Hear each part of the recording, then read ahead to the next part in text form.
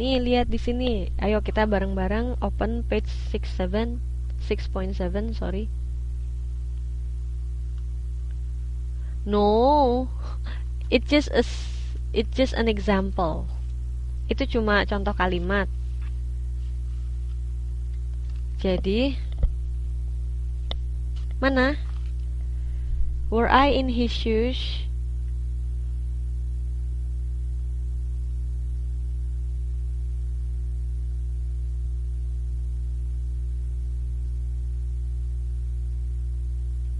Ya, sepertinya itu read. Were I in his shoes, I would have read earlier. Alamak, I don't know. Ya pelan-pelan kalau misalnya kalimatnya panjang. Sederhanakan saja dulu seperti rumus pada understanding complicated yang pertama.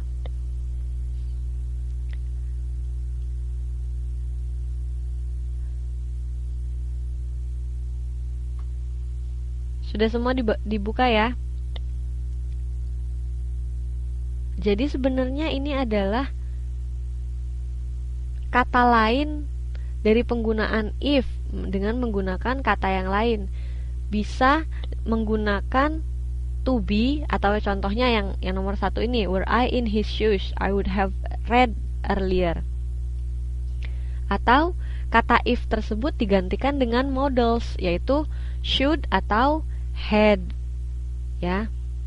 Jadi ada dua bentuknya.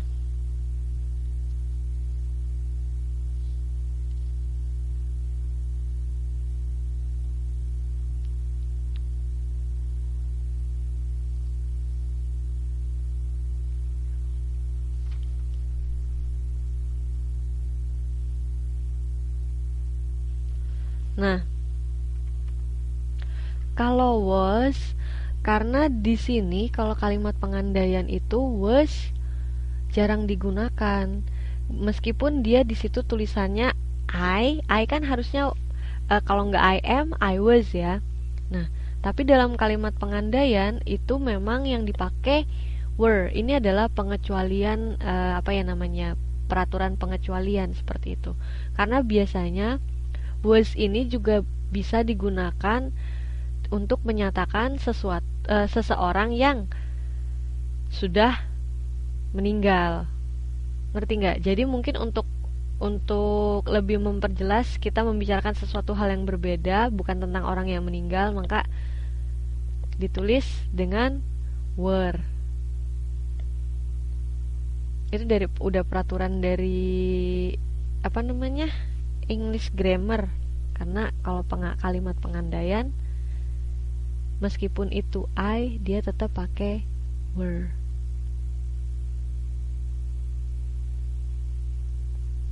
Jadi intinya dari inversion ya adalah hanya mengganti kalimat yang kata yang dimulai dengan if dengan kata lain, bisa to be atau contohnya were tadi, atau bisa juga dia models, bisa had, bisa should. Contohnya, should you have questions, send me email. Itu kan should ini kan model kan, biasanya kan I should go to the doctor. Saya seharusnya pergi ke dokter gitu kan. Nah, kalau di sini beda artinya. Dia sama dengan jika. Berarti artinya adalah if you have question, send me email. Seperti itu.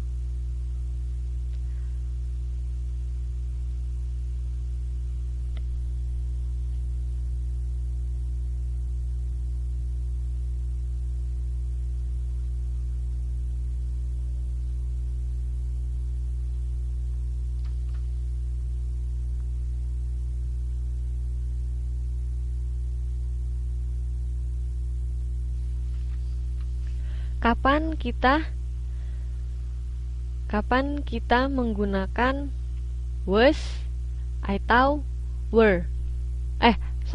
Kapan kita menggunakan were atau should? Nah, kalau misalkan Were itu biasanya digunakan untuk kalimat yang lebih tidak formal, sedangkan kalau misalkan should atau had itu digunakan pada kalimat-kalimat yang lebih formal. Misalkan apa namanya, ke orang yang lebih senior. Kalau misalkan dia seumuran atau teman-teman kita dekat, kita bisa pakai to be aja, where are you gitu kan.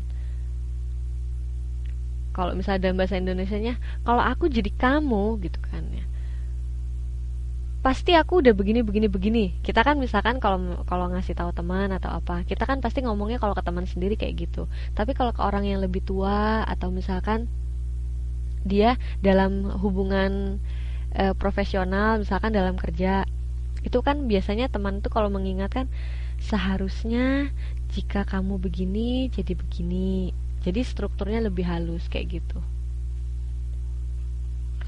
Yang biasanya dipakai sih ya, dia adalah should. Itu should sering sekali dipakai kalau misalkan itu.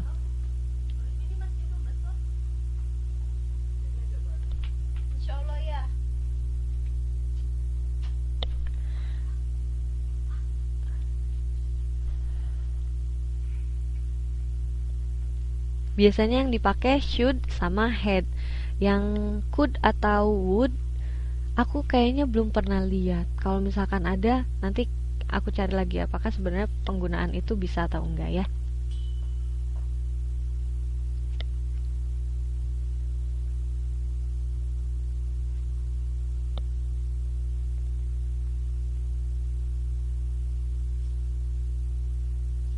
Nanti aku cari, terus aku jelasin pas lagi meeting kita nanti pas tanggal 14 ya. Oke?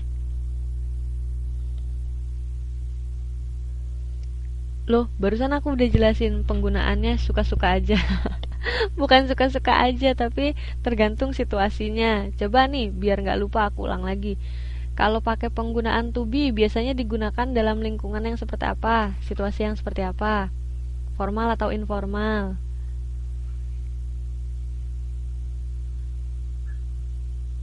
Informal, betul sekali. Nah, kalau misalkan pakai should atau had, berarti dia formal atau informal?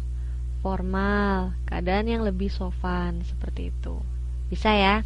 Nah, kalau bisa coba kita kerjakan latihannya nih. Kita lihat nih.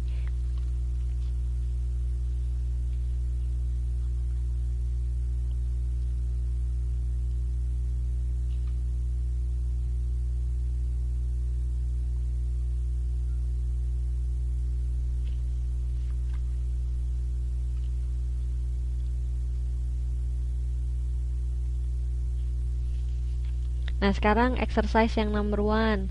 Rewrite the sentences so as to express the same ideas in a more simple way. Mudah-mudahan benar. Nih, coba sekarang. Yang pertama, not till he got home did he realize that he lost the key. He had lost his key. Arti dari kalimat ini apa nih dalam bahasa Inggris? Not till he got home did he realize that he had lost his keys.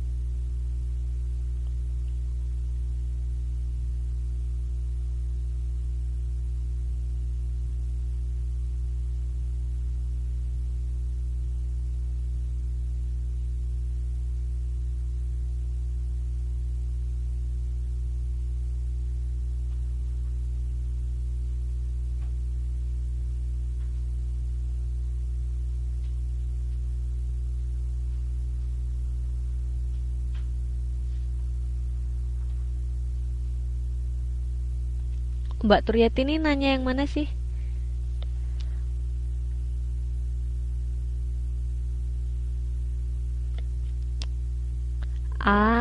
Maksudnya dirimu mau menjelaskan bahwa kalau penggunaan would biasanya dia menjelaskan dari kalimat yang if I were you, I would gone to bla bla bla. Seperti itu ya?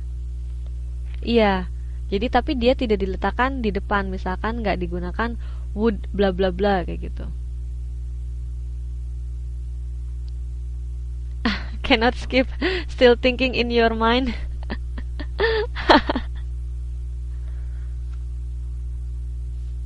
Iya, jadi kalau misalkan would atau could itu biasanya digunakan berbarengan dengan if I were bla bla bla. Jadi kalau misalkan diganti were I bla bla bla itu bisa. Tapi kalau misalkan could atau would diletakkan di depan itu biasanya tidak pernah diletakkan di depan. Misalkan would I bla bla bla itu tidak gitu.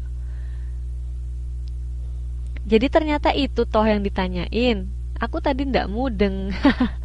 Tak kirain penggunaan bahwa would atau could itu bisa diletakkan di depan atau tidak, dan jawabannya tidak, karena biasanya jarang sekali, aku malah nggak pernah lihat bahwa would atau could itu ditaruh di depan di awal kalimat.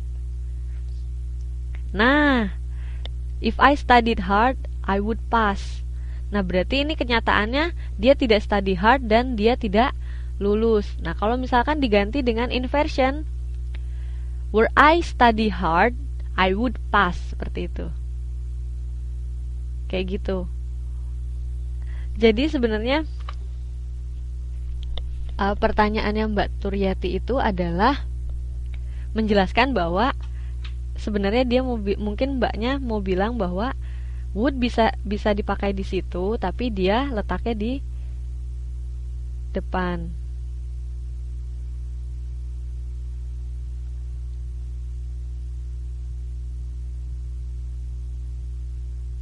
Seperti itu. Oke? Ngerti ya sekarang ya? Semuanya ya? Nah, kalau yang ini nih, nanti jadinya adalah were I you, I would pass.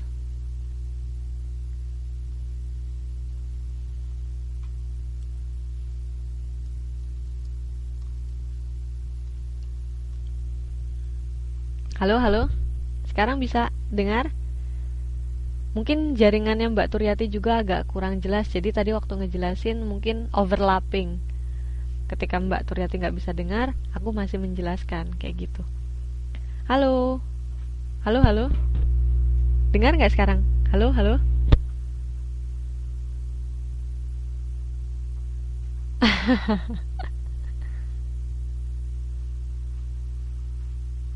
Oke. Udah aku extend 10 menit lagi tuh ya. Nanti yang terakhir kayaknya udah gak bisa extend lagi, udah 3 kali soalnya.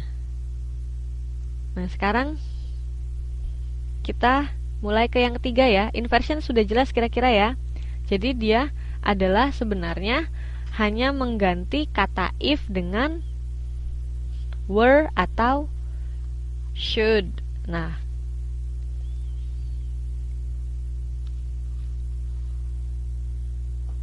contohnya nih, aku contohin nih. Not till he got home did he realize that he had lost the keys. Itu halaman 6.8. Nah, kalau kita sederhanakan kalimatnya, he didn't realize that he lost the key until he got home. Atau yang lebih singkatnya lagi nih, were I you, I should wait.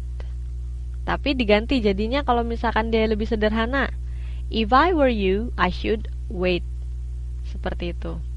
Ya, nanti kita minggu depan propose more examples ya. Jadi kan kalau misalnya ketemu langsung, kita mendiskusikan kayak gitu lebih jelas. Oke? Karena kan kebetulan minggu depan itu kan pertemuan terakhir, meskipun 3 kali kelas ya, itu adalah pertemuan terakhir. Jadi nanti mudah-mudahan minggu depan kita banyak melakukan examples yang lebih banyak. Oke? Nah, sekarang kita yang terakhir nih, double structure. Nah, double structure ini adalah suatu bentuk pengulangan dari kalimat. Contohnya, tuh lihat di sini, kita lihat bareng-bareng. Double structure means using the same patterns of words to show two or more ideas have the same levels of importance. Jadi, penggunaan double structure ini adalah sebenarnya penggunaan struktur kata yang sama untuk menjelaskan bahwa dua atau lebih dari ide utama tersebut kedudukannya sama penting. Nah, contohnya, the more I learn, the more I know nothing. Semakin saya belajar, semakin saya tidak mengetahui apa-apa. Di sini maksudnya tidak mengetahui apa-apa tersebut artinya adalah semakin saya belajar, semakin saya lebih banyak ingin tahu. Nah, karena kita semakin banyak ingin tahu, maka kita merasa bahwa kita belum mengetahui apa-apa. Seperti itu. Sampai di sini jelas? Ya, bukan karena bingung tapi haus ilmu. Bukan bingung maksudnya. Di sini maksudnya karena dia semakin ingin tahu yang lainnya gitu. Misalkan kita sudah tahu tentang penggunaan ini, karena kita tahu, kalau penggunaan yang lain apa ya? Penasaran ingin tahu lebih jauh, seperti itu. Nah, kemudian yang nomor 2, I was shocked